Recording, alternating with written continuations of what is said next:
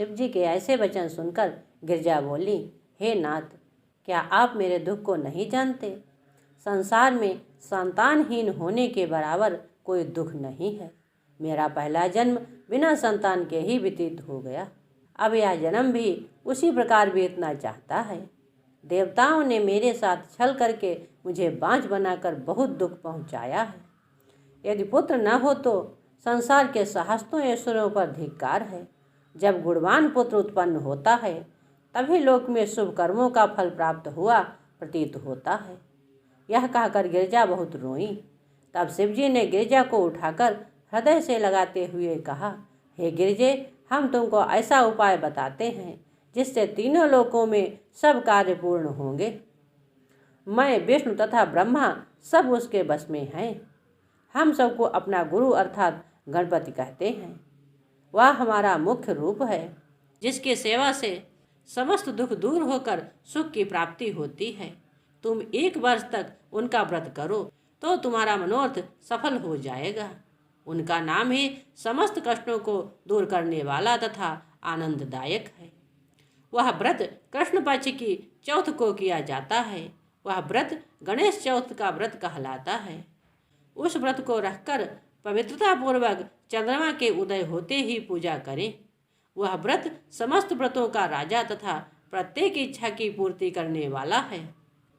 जिस प्रकार सब मंत्रों में प्रणव, हमारे भक्तों में विष्णु, नदियों में गंगा, इंद्रियों में मन, बड़ों में माता, पुरियों में काशी, सहायकों में भाई तथा पुत्र, नक्षत्रों में चंद्रमा, मंत्रगणों में पंचाक्षरी, बीज मंत्रों में प्रणव, पुराणों में भारत, आश्रमों में संन्यास उत्तम है, उसी प्रकार सब सेवाओं में शिव की भक्ति महान है। इसी प्रकार गणेश चौथ का व्रत भी सब व्रतों में बड़ा है। हे नारद, इस प्रकार शिव जी गिरजा को गणेश चौथ की महानता का वर्णन करते हुए बोले, हे गिरजे, कलयुग में राजा शेषसेन ने इस व्रत को करके बड़ा आनंद प्राप्त किया। मनु की स्त्री शत्रुपा ने यही व्रत करके 2 पुत्र प्राप्त किए। कर्दम की पत्नी ने भी इसी व्रत द्वारा कपिल नाम विष्णु अवतार को प्राप्त किया। वशिष्ठ की स्त्री ने भी यह व्रत करके शक्ति नामक पुत्र को उत्पन्न किया।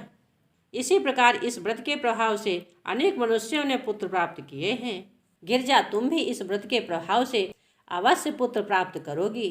गिरजा ने शिव जी के मुख से गणेश चौथ के व्रत की महिमा को सुन प्रसन्न होकर कहा, हे स्वामी, मैं अवश्य ही यह व्रत करूंगी, परंतु आप इस व्रत के सब नियम क्रिया आदि विस्तार पूर्वक कहें। शिव जी बोले, हे देव, कृष्ण पक्ष की चतुर्थी को शुद्ध हृदय से प्रातःकाल उठकर स्नान करें तथा जो कुछ करना उचित है वह सब करें। इसके पश्चात व्रत की दृढ़ इच्छा कर यह संकल्प करें, हे गणेश, आज हम तुम्हारा व्रत करते हैं, हमारा मनोरथ पूर्ण करना। हे गणपति, हमारा व्रत भली प्रकार से पूर्ण हो जाए और हमारे सब दुख दूर हो जाएं। तुम सबको जानते हो, सब फलों के दाता हो तथा वेदों ने तुमको विघ्नहर्ता कहा है। इस प्रकार हृदय में संकल्प करके चतुर्थी के दिन गणपति की वार्ता में ही दिन व्यतीत करें। सूर्यास्त के समय स्नान कर अपने स्थान पर बैठें और कथा पूजा की सब सामग्री इकट्ठी करें। फिर गणेश जी की पूजा के लिए अच्छा स्थान तैयार करें जिसके चारों ओर केले के खंभे लगाए गए हों। जब आकाश में चंद्रमा उदय हो तब तुरंत अर्ध और गणेश की मूर्ति सोने, चांदी, तांबे या गोबर की जैसी सामर्थ्य हो बनवावें। उसको शुभ स्थान पर रखकर कलश स्थापित करें जिसके ऊपर दीपक रखा हो। इसके पश्चात ध्यान लगाकर षोडशोपचार से पूजन करें तथा लाल फूल, वस्त्र, चंदन, कुश, दूध तथा पुए आदि आगे रखकर आचमन करा दें। अच्छी स्तुति करके प्रेम मग्न हो उनको प्रणाम करें। तदुपरांत वही पुआ पूजन कराने वाले ब्राह्मण को खिलाकर दक्षिणा स्वरूप कुछ चांदी दें, नहीं तो अपनी सामर्थ्य के अनुसार जो चाहे सो दक्षिणा दें। तदुपरांत स्वयं भी मीठा भोजन करें। इस प्रकार जो गणेश का व्रत करते हैं उनकी मनोकांक्षा पूर्ण होती है।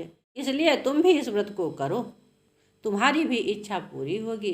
गणपति सभी के विघ्न हरते हैं